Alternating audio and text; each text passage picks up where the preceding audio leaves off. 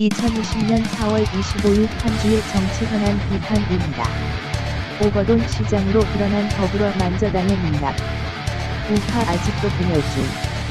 무차별 지원금 살포와 자발적 기부 의도. 조국 재판 새로운 국면. 김정은 건강 이상설의 의학적 해석. 민주당 내부의 권력 다툼 과정에서 안희정, 이재명의 성 스캔들이 터졌다. 그러나 이번 부산시장의 성추행은 더불어민주당의 민낯을 보여준다. 그들은 정권을 장악한 지 얼마 되지 않아 물밑에는 추악한 좌익적 성욕을 억누르지 못하고 있다. 그들이 추구하는 여성과 약자가 재벌과 친일 기득권으로부터 보호받는 세상이 이것인가? 여성계 지도자들도 민주당 지도부의 사과를 요구하지 않는다. 우파 정당은 말 한마디 실수해도 여성 비하와 소통 부족이라고 맹공을 퍼붓는다. 그들이 우파를 괴면시킨 세상은 좌익 동지들끼리 여성을 당선 사례로 조리 돌림하는 끔찍한 세상이 될 것이다. 이번 사건의 문제는 총선 전까지 입막음이 기가 막히다는 것이다. 언론 피해자 가해자 여성계 경찰 모두 이를 충선 후까지 잘 덮었다. 소위 민주화 좌익 세력의 헌정 파괴 계획은 이것만 봐도 성공의 길을 가고 있다. 마치 북한 김정일 여성들에게 어떤 짓을 일삼았는지 아무 잡음이 없는 것처럼 더민주당은 아직도 어딘가에서 그들의 좌파 혁명적 성욕을 조직적 무기나에 버리고 있음을 틀림이 없다.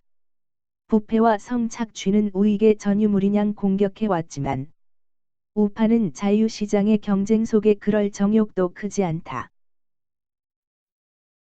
이는 우퍼맨이 건전한 경제 사회 속에서 건전한 성문화를 만들 수 있음을 의미한다.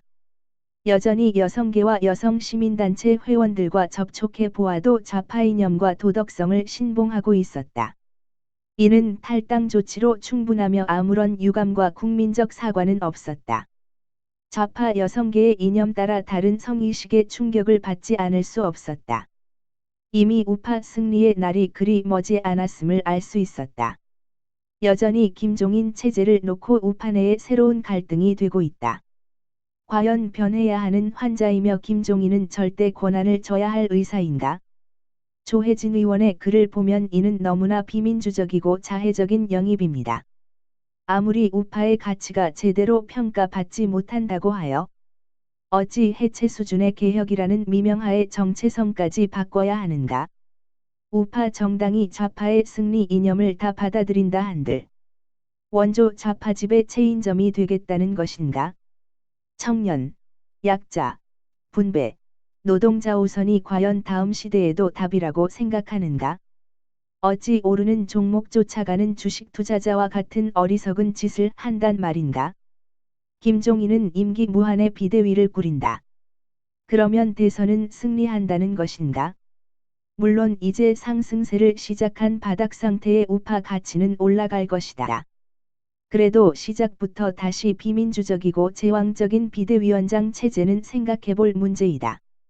심재철 의원의 의견과 수락으로 김종인 체제가 시작은 되었으나 이는 지금 새로운 갈등을 안고 출발하는 것이다.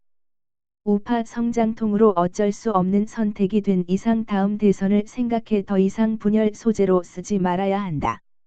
아무리 미움을 받아도 아직 우파 정당 내에는 우파 가치를 논리적으로 설득할 언변의 의원들이 많다.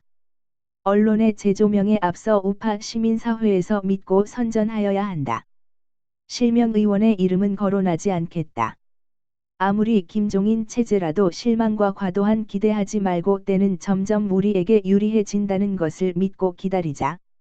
문정권의 현금 살포가 이젠 좌우의 대립을 넘어서 시민사회에도 갈등을 일으킨다. 세금에 의한 살포를 자발적 기부로 회수한다는 조선세대에나 가능한 방법을 야당 보고 빨리 합의하라는 압박을 한다. 야당을 악으로 묘사하여 100석의 의석도 위협하려고 하는 전략이다. 이는 공짜의 국민의 양심을 마비시키고 양심의 소리를 하는 야당 의원을 더 약한 자로 비추기 위함이다. 야당 자유진영에서는 국가 살림을 기부에 의해 운영할 수는 없다는 입장이다. 차라리 세금을 덜 걷고 덜 나눠주는 방식으로 국가가 최소한으로 개입하여야 한다. 외국의 유동성 공급 사례는 그들이 처한 상황이 우리와는 다르다. 무한의 유동성을 가진 유로화와 달러와 엔화를 우리 원화가 따라갈 수 없다. 유동성을 시장에 푼다고 기업이 살아나는 것도 아니다. 유동성의 한계에 다다른다면 아무리 풀어도 돈이 모자란 상황이 온다. 생산 소비가 정상이 아닌데 넘치는 돈이 어떤 결과를 가져올지 상상해보자. 다시 세금으로 또는 채권 회수로 돈을 거둬들일 때 혼란이 발생한다. 원화가 기축통화가 아님을 안다면 우리가 푼 돈이 결국은 원화가치 하락과 달러 상승으로 이어진다. 포스트 코로나 시대에 다시 경제 정상화의 진통 속에 한국이 겪게 될 혼란은 마치 일제 해방기의 혼란을 생각나게 할 것이다. 미국, 유럽, 일본과 우리의 처방은 달라야 한다. 아쉽게도 대만, 싱가포르, 홍콩 등 다른 아시아 국가들은 초기 대응의 성공으로 우리와 같은 상황이 아니라서 정확히 벤치마킹할 대상이 이미 부유한 유럽과 미국, 일본 밖에 없다.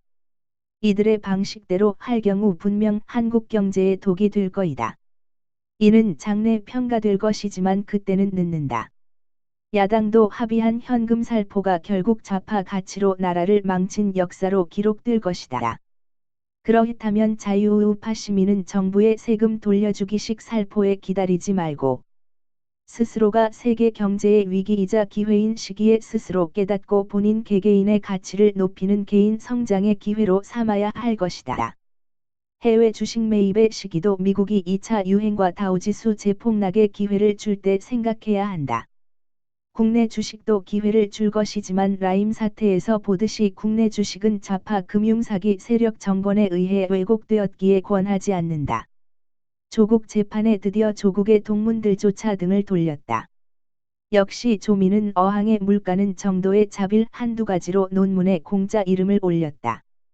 좌파 집권의 시대가 너무가 조직적이고 확실하여 조국이 곧 문재인의 다음 대선 주자임이 확실해서 도와줬을 것이다. 그러나 대한민국의 우파 정신과 검찰의 중립은 살아있었다. 물론 장악된 법원의 판단은 우려되고 현실화될 것이다.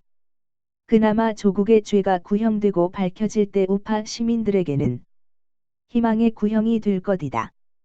본 연구회는 북한 김정은의 날짜별 영상을 과거 3년간 수집하였다. 김정은은 이미 성인병 상태이며 관절에 과도한 무리를 지탱할 수 없으며 체중이 증가 추세라는 것이 심각하며 통풍, 고지혈증, 혈관장애, 당뇨, 고혈압, 호르몬 불균형이 심함을 영상 분석과 의사 자문으로 알 수 있었다. 그나마 젊은 나이로 인해 회복력이 있으므로 여태까지 버텨온 것이다.